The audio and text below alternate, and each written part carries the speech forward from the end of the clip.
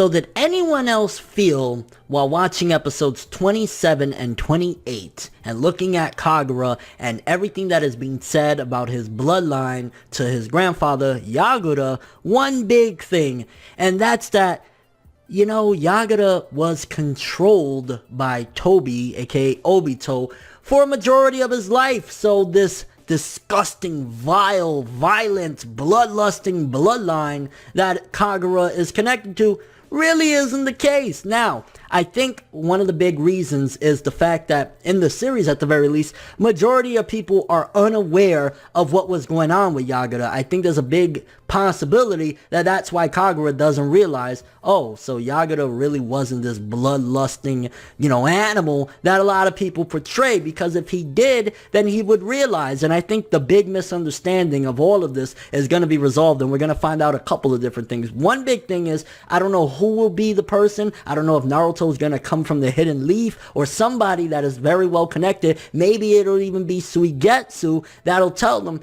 hey, your grandfather really wasn't like that. He was actually controlled most of his life, which also makes me think, hold up, if Yagura was controlled for most of his life, then how the fuck did he, get it on and have a son that eventually had a son? You know what I'm saying? Like, yo, was Tobi into some freaky shit? Like, watching these motherfuckers, they're like, yo, Obito, you nasty motherfucker. I'm just saying, pa, you can go watch porn. You don't need to be controlling But I'm just saying, so one thing that I definitely think will be resolved after this arc is over, which I do think that this is going to be somewhat of a long-standing arc based on the new opening and ending that have a lot of scenes with Kagura in it. So I think even though it seems as though it's slowly getting to some sort of resolution, this is going to last quite a few episodes. I hope I'm mistaken, because while it's starting to heat up with the past couple episodes, I would like for a resolution and to move on from this very soon, because we still know we got Boruto Naruto the movie, a recap of it, waiting in the wings, and I want to get past that as well. So hopefully this doesn't last too long. But like I said, going back, one big resolution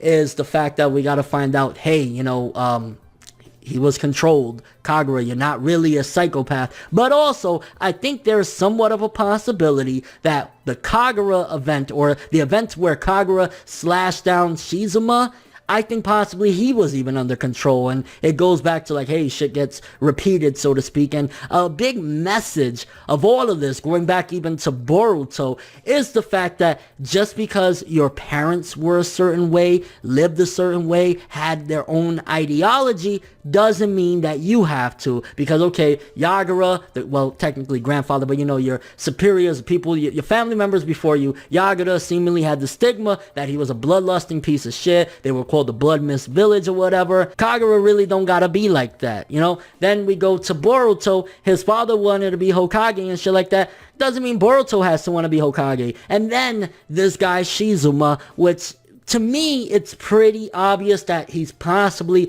in some relation or another to Kisame. It doesn't mean that Shizuma has to be like Kisame as well. The difference is, you go to Boruto, and that's what separates him. And of course, it always goes into like, well, this is Boruto's generation. Boruto wants to be different from the previous generation. Like, if you read the manga, he even says at the very beginning, that was my dad's old generation. This is my story now. So Boruto is the one that's breaking the mold. And I guess it goes into the whole thing of like how Naruto changed everybody. Now it's Boruto's turn to change everybody. He's going to be the one that changes people, because Kagura is falling into following Yagura's footsteps based on like, okay, I'm going to follow Shizuma. Yagura was this way. I got to be like this. It's in my bloodline. I, sliced him down and shit. That's just how I am. And then, of course, Shizuma, assuming he has some sort of relation to Kisame, whether he's his son, nephew, whatever the case may be, is possibly following those same footsteps as Kisame, wanting to be one of the 7 swordsmen, so on and so forth. And you don't really got to follow those footsteps, is what I think the message of all of this is supposed to portray.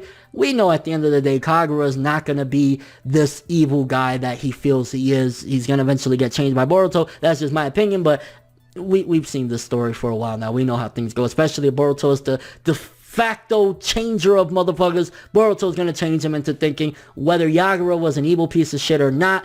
I don't gotta be that way, but I also, again, see some form of information coming through that shows him he doesn't have to be that way, because Yagura really wasn't that way to begin with. But I think that's the overall message. Honestly, 27 and 28 really heated things up, because if you see my video talking about, I believe it was 25 and 26, wasn't a big fan. Started off really, really slow. 27 and 28 really started to heat things up, getting more into the new Seven Swordsman, seeing Shizuma that he's just a violent piece of shit. Even when we were having the very quiet and calm card game, it was somewhat of a message in there. I wasn't a big fan of that either. I felt as though like, when it gets to a downtime in Boruto, it really gets to a downtime. But that was again showcasing to Kagura, you can have friends, you can be a peaceful, nice person, you don't gotta follow that bloody path that Yagura set forth. So when it gets slow, it does seemingly get a little bit too slow, but nevertheless, it was a lot better than the previous 2 episodes. And again, I think that's the introduction of Shizuma, the Seven Swordsmen, the new Seven Swordsmen, and a little bit of Kagura's path. These episodes and this arc definitely are focusing a lot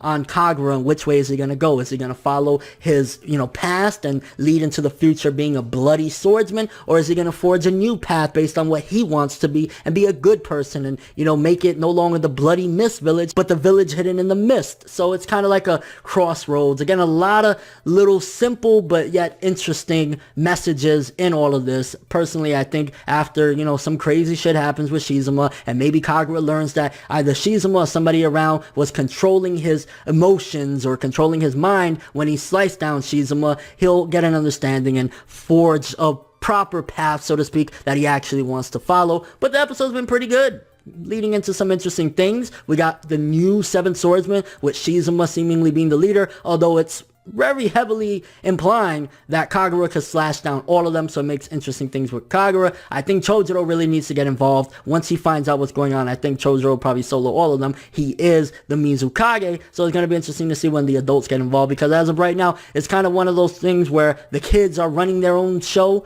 but if the adults get involved, they'll quickly, put a stop to all the bullshit. So the adults need to get wind of what's going on right now. But I ain't gonna lie, I really liked when they had that little brawl in the mist and you see Mitsuki.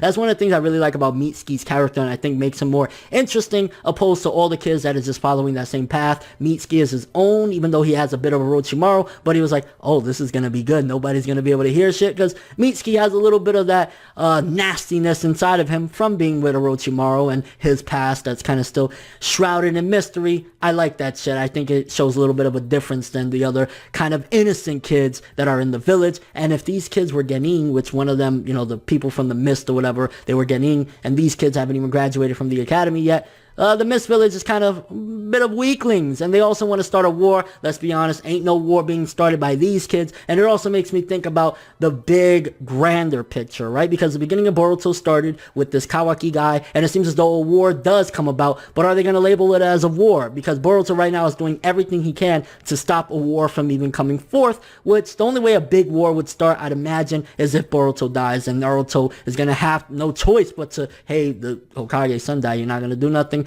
Boruto's not dying. It's not going to be a big war. I'd imagine towards the end, the adults is going to get involved and resolve everything, or the kids will manage to put a stop to this with Kagura coming to his senses and stopping all this shit before it really gets to a point where, hey, the mist and the hidden leaf are going at it with each other. But I'm definitely curious what you guys think about all this. For starters, what do you think about Shizuma? I think he's really interesting. He reminds me a lot, to a certain degree, of Kasame. He's just not living up to the legacy right now because he's on some small-time shit. He's trying to do big things, but he's still on some small-time shit, especially the fact that he's kind of, to a certain degree, trying to get Kagura to follow them because he's a little bit scared. I don't think Kisame would ever be scared of anybody. That motherfucker, he died without saying a word, even when Mike Guy was kicking his ass. So, interesting things there. Also, do you think that these 2 episodes were a huge improvement over the previous 2 episodes? I like the direction it's going now. I just hope, again, that it's not going to be this really long arc that the opening and ending is seemingly foreshadowing. We're going to be in here for a while. It's like, it's cool. It's interesting. I like seeing Wabe punching motherfuckers in the face. I ain't going to lie. But not that long. You know what I'm saying? Not that long. And your overall thoughts of Boruto as of right now, I'm glad to say that it's actually starting to pick back up and is going into a good direction. Let's just not be too long here. But that's all I have for this one, though. Thanks for watching. Hope you enjoyed. If you liked anything I had to say or enjoyed the video, drop me a like. I'd greatly appreciate it. And if you want more from me, make sure to subscribe. Follow me on Twitter, Instagram, and stalk my Facebook to get more when the video ends. I'm ForneverWorld, and as always, people, have an awesome day. And again, with the message, very powerful stuff. You don't always gotta follow your family or your parents' footsteps. You can forge your own path. Have an awesome one.